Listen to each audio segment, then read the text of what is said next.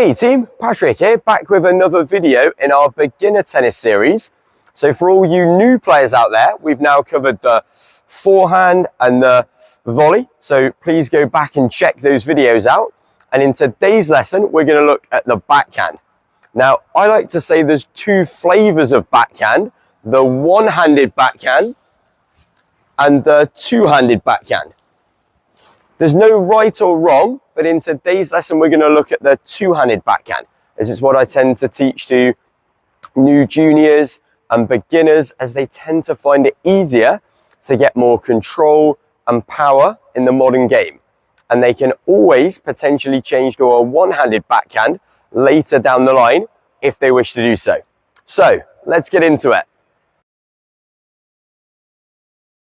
As with our forehand and volley, we want to set up in this good ready position, already with two hands on our racket. And our dominant hand is going to be at the bottom. In our ready position, we want the most versatility. So we're going to have a forehand grip with our bottom hand and a backhand grip with our top hand. And when we see the ball coming to our backhand, it's turn the body and turn the grip. So I can relax my bottom hand and use my top hand to move my racket within my hand.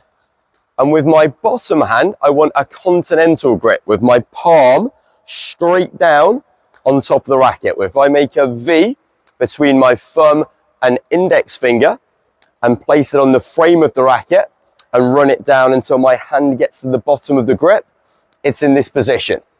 This is going to be an important grip for us to learn, as we're going to use it for all of our shots except our topspin forehand. Our top hand is going to be in an Eastern forehand grip with our palm directly behind the grip, and this is going to put us in a very strong position at contact. And it's the combination of these two grips that's also going to give us a very neutral angle of racket face.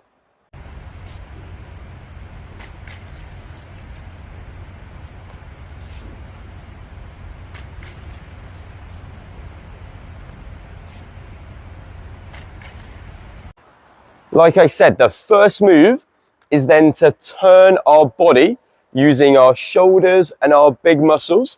And this gets the racket going straight back. And we want to keep it really simple when we're just getting started. I want my chin on my shoulder, looking directly at the ball, and the tip of my racket is pointing back. My strings are facing off to the side, and this gives me room to smoothly accelerate into the ball and create power.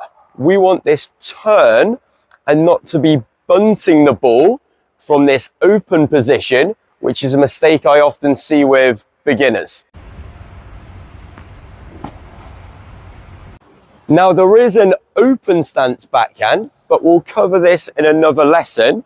So generally, unlike the forehand, I want our last step to be directly forwards or even slightly across, putting us in this more sideways position in what we call a neutral stance. We want our front foot facing forward, so when we turn, there's no pressure on our knee that could cause an injury. We want to start our backswing on the bounce of the ball just by letting gravity let the racket drop, where I can create this smooth semicircular C shape back up to contact. I want the contact out in front, and I want to watch the ball hit the strings and rotate your body all the way to facilitate the racket coming through. A big mistake I see with beginners is to only use their arms or wrists from contact, but our shoulders should continue to turn and only bend once the ball has gone.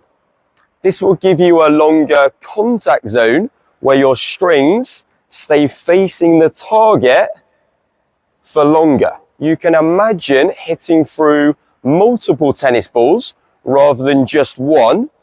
And then if you do catch the ball early or late, which you're going to do as a beginner player, the ball will still go in the direction of your target. So we want to finish over our opposite shoulder with our left elbow facing forwards and our right elbow pulled all the way back to the side as a right-hander. It's like the opposite to our forehand, and it's like a golf swing. If our back foot comes around, this is great as it can aid in our recovery, and we want to ensure we're always recovering back to a great ready position, ready for the next shot.